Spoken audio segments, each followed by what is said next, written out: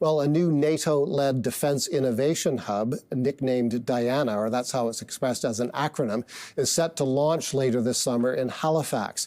It will feature 15 participants from across Canada. One of them is Area X.O, a research and development complex by Invest Ottawa. Sonya Shorey is the interim president and CEO of that company, and she joins us right now. Sonya, thank you so much for joining us. Talk to us about this innovation hub. It's known as the Defense Innovation Accelerator for the North Atlantic. That breaks out to Diana as an acronym. Tell us what it's all about. So NATO has created this incredible global network of business accelerators, test centers, and experts that are working together to accelerate the development, commercialization, and ultimately the adoption of a host of different technologies that do two things: preserve peace and security, and then address global challenges, whether it's sustainable energy management, food supply. That dual use is something that we think is very unique. They've allocated 1 billion euros to all 32 allied countries for different innovators and companies that have technologies of interest. We're honored at Area X.O to be one of the centers that will help to propel different types of technologies forward for use by NATO to serve those two purposes. It's really exciting for us. And we understand the focus is not on weapons technology, but right. Technologies like artificial intelligence, big data processing, and biotechnology. Explain that.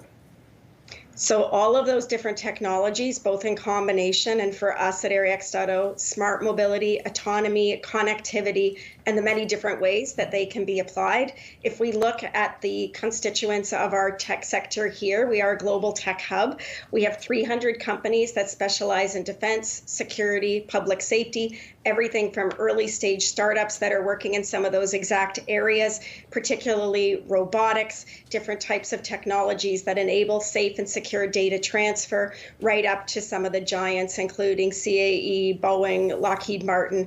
The opportunity to welcome the world to Ottawa to perform different types of tests and validations and demonstrations on those different technologies, working with our companies here, alongside 3 other test centers that were awarded in Ottawa from the National Research Council Canada. We're the only city in Canada that has 4.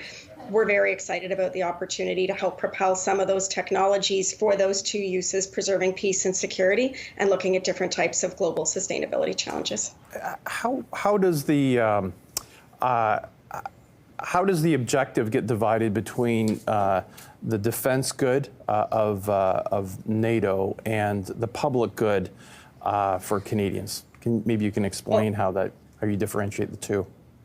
Although I can't speak on behalf of NATO, of course, I can tell you at Area X.O, we're always looking to help innovators capitalize on different markets and get their technologies to market faster, safely. So often they can start out with a particular technology that might serve a particular market.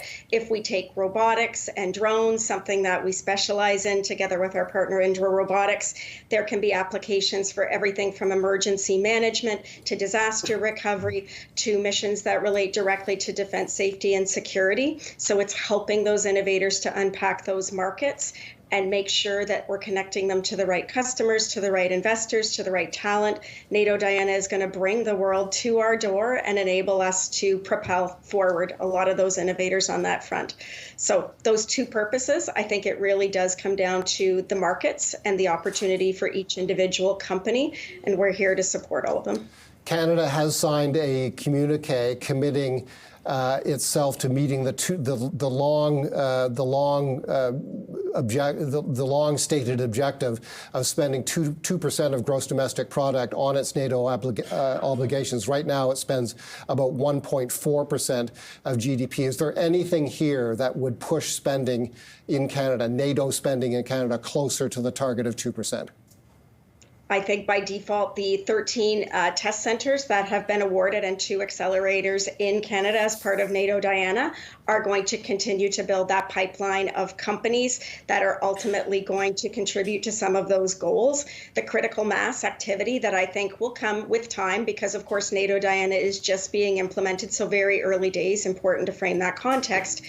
1 year from now, I think we're going to see that pipeline growing, that spending increasing, and certainly the R&D in this country, in this particular area, particularly with those early stage companies that have those promising technologies, increase.